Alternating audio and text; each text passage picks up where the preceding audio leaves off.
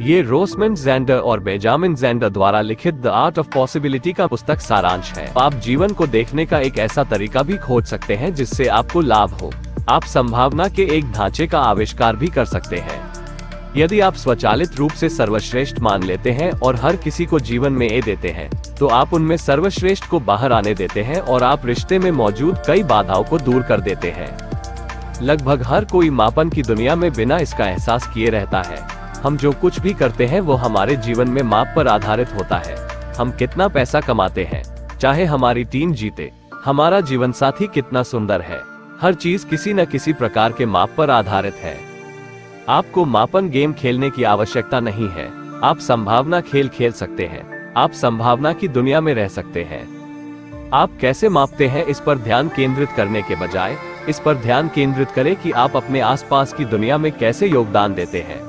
योगदान को अन्य लोगों के आधार पर नहीं मापा जाता है।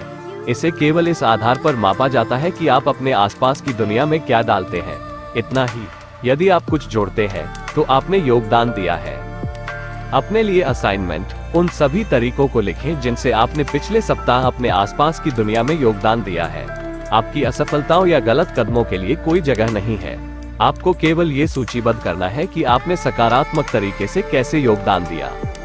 एक नेता जो महसूस करता है कि वह श्रेष्ठ है, वो उन लोगों के विचारों को दबा सकता है जिन पर उसे सफल होने के लिए भरोसा करने की आवश्यकता है। कंडक्टर दुनिया के सबसे शक्तिशाली ऑर्केस्ट्रा का नेतृत्व कर सकता है, लेकिन आवाज नहीं निकालता।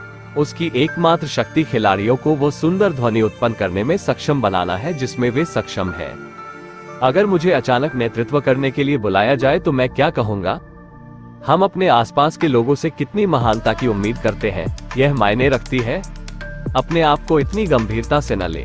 द कैलकुलेटिंग सेल्फ वह है जो द मेजरमेंट वर्ल्ड में हमारे जीवन को चलाता है। सेंट्रल सेल्फ वह है जो पॉसिबिलिटी वर्ल्ड में हमारे जीवन को चलाता है। इसे संभव बनाने के लिए क्या बदलना होगा? एक संदर्भ फ्रेम बनाने के लिए अपने दिमाग में बॉक्स को फिर से बनाएं जो चीजों को वास्तव में जिस तरह से है उसे गले लगाता है और आपको उन्हें एक नए तरीके से देखने की अनुमति देता है। ज़ैंडर के संगीत प्रोफेसर ने जब उसे एक नया टुकड़ा जल्दी से सीखने के लिए संघर्ष किया, तो उसने कहा, तुम्हारा मतलब है तुम 3 मिनट से बजा रहे हो और तुम्हें अभी भी इसमें महारत हासिल नहीं हुई है। चीजें जैसी हैं वैसे ही रहें। हमें घटनाओं के बारे में अपने विचारों और भावनाओं को इस बात से अलग करना होगा कि घटनाएं वास्तव में कैसी है।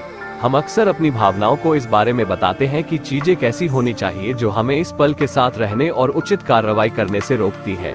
हम उन चीजों में इस कदर फंस जाते हैं कि वे वैसी नहीं होती जैसी हम चाहते हैं कि हम खुद को आगे बढ़ने से रोक लेते हैं। घटनाओं के बारे में हमारे निष्कर्षों को घटनाओं के हमारे विवरण से अलग करें। आप किसी विषय पर जितना अधिक ध्यान देंगे, आपको उसके उतने ही अधिक प्रमाण मिलेंगे। इस तरह नीचे की ओर सर्पिल बातें वास्तविकता में बदल जाती हैं। जो लोग गिलास को आधा भरा हुआ बताते हैं, वे भ्रमित आशावादी नहीं हैं।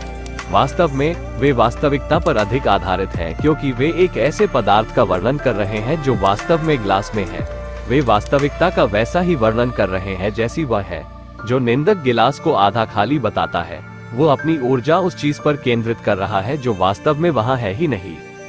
यह अभाव की रूपरेखा है, यह विश्वास की यह अस्तित्व में है जो लोगों के बीच विभाजन का कारण बनता है, वास्तविक अभाव का नहीं। दुनिया में सर्वश्रेष्ठ बनने पर ध्यान केंद्रित न करें, दुनिया के लिए सर्वश्रेष्ठ बनने पर ध्यान दें। जब आप कोई हड्डी तोड़ते हैं तो आप इसका दोष पैर या बांह पर नहीं देते, ये पूरे शरीर की समस्या है। अगर हम समाज में इस तरह व्यवहार करें तो क्या होगा? हिंसा या आतंकवाद के लिए समूहों को दोषी ठहराने के बजाय हम इसे पूरे समाज के लिए एक समस्या के रूप में देखते हैं, जिसे हल करना हम सभी की जिम्मेदारी है। दक्षिण अफ्रीका में सत्य और सुलह परियोजना ने उन लोगों को एकजुट किया जो रंगभेद के दौरान विरोधी पक्षों में थे। बदले की भावना से नहीं, शत्रुओं के संपर्क से ही देश को मुक्ति मिली। ऐसे ही जीवन बदलने वाले बुक समरीज के लिए हमारे चैनल ऑडियो बुक्स शो को जरूर सब्सक्राइब करें। But please don't stay the night. Don't try to change my mind.